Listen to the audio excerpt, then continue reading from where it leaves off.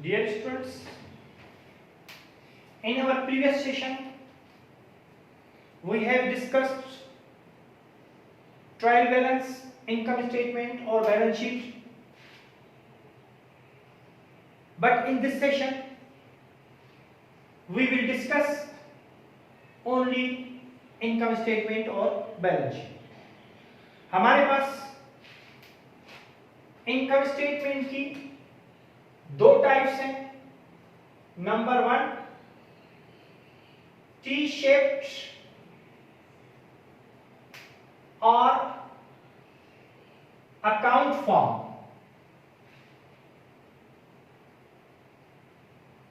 ये income statement की types हैं. दूसरी है क्लासिफाइड फॉर्म और रिपोर्ट फॉर्म. बैलेंस शीट की भी यही दो टाइप्स हैं. लेकिन पहले हम इनकम स्टेटमेंट को डिस्कस करते हैं. टी शेप ये है जो हमने प्रीवियस सेशन में सॉल्व किया. इसको टी शेप या अकाउंट फॉर्म भी कहते हैं. आपकी जो रिपोर्ट फॉर्म है उसमें हम ऊपर से नाम लिखेंगे. Hera brothers. Same to same ये चीज लिखेंगे. इनकम स्टेटमेंट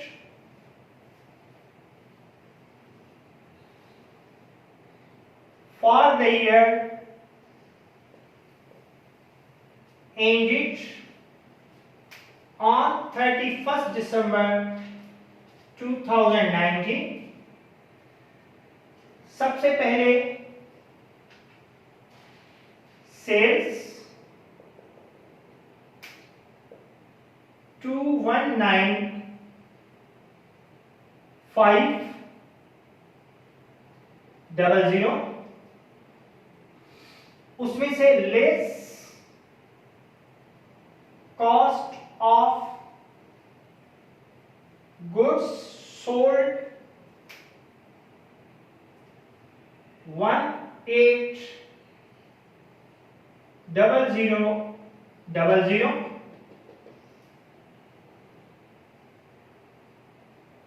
माइनस करेंगे.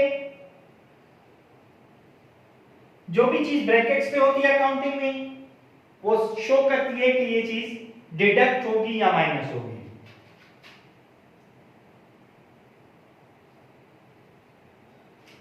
$39,500. अब उसके बाद है ये हो गया ग्रॉस प्रॉफिट. Gross profit. उसके बाद utilities,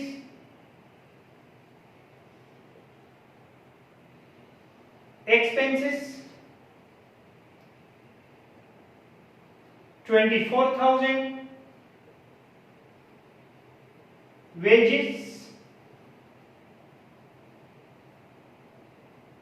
expenses 32,000. office supplies expenses 15,000. इसका हमने टोटल किया तो हमें मिला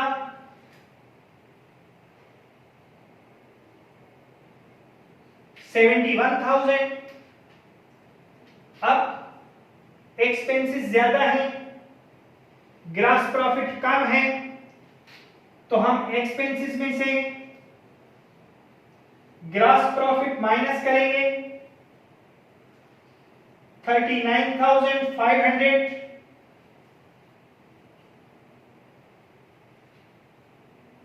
तो बाकी बचा 31,500, ये हमारा नेट लॉस हो गया। आप देखेंगे कि दोनों सूरतों में, दोनों इनकम स्टेटमेंट की शेप्स में आपको नेट लॉस सेम मिला है।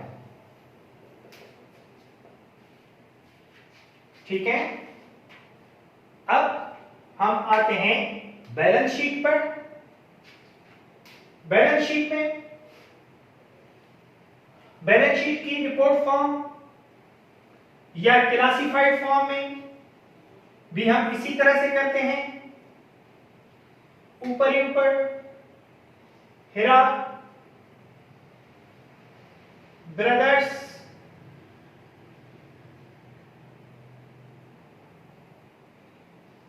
बैलेंस शीट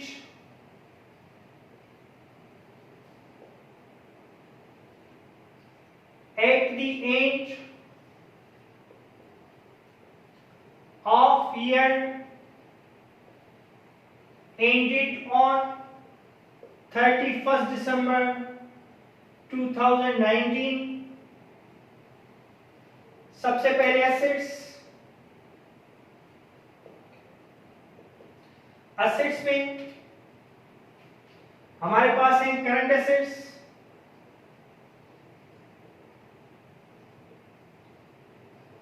करंट एसेट्स में सबसे पहले कैश, कैश 40,000, उसके बाद अकाउंट्स रिसीवेबल,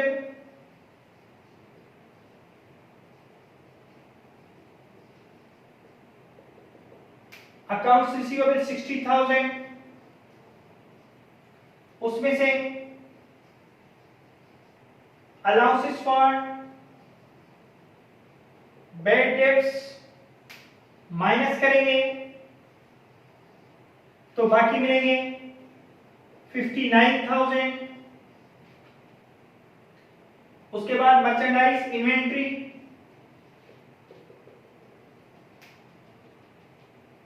68,500।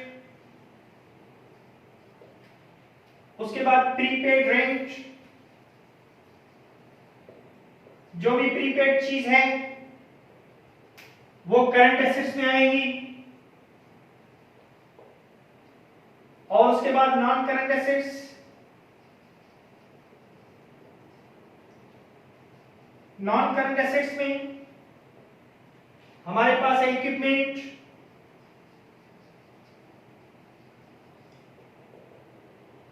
इक्विपमेंट 1 लाख का, उसमें से लेस करेंगे allowances for depreciation, allowances for depreciation 5,000 minus करेंगे तो आएगा 95,000। इन सब का टोटल करेंगे तो 2,71,500। उसके बाद लायबिलिटीज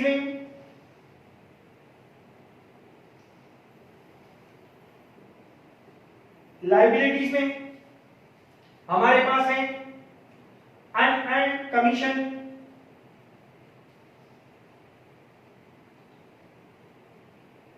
अनअर्न्ड कमीशन है आपकी 60,000। बॉन्ड्स पेएबल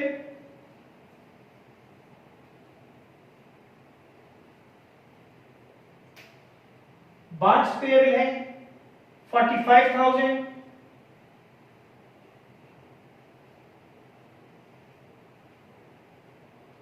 $1,05,000, ये लायबिलिटीज को भी हम क्लोज करेंगे। उसके बाद कैपिटल में हीरा कैपिटल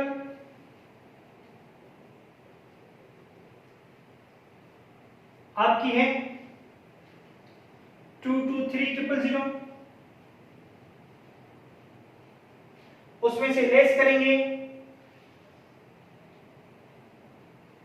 नेट लॉस जो कि है 31500,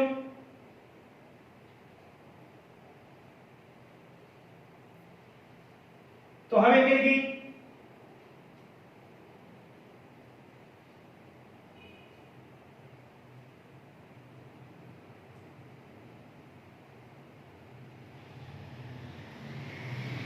1,91,500।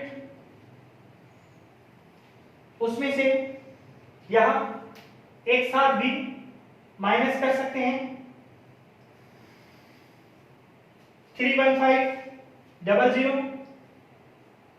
और लेस ड्राइंग्स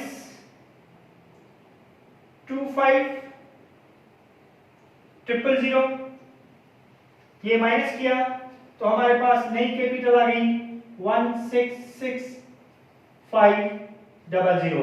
इसको भी क्लोज करेंगे।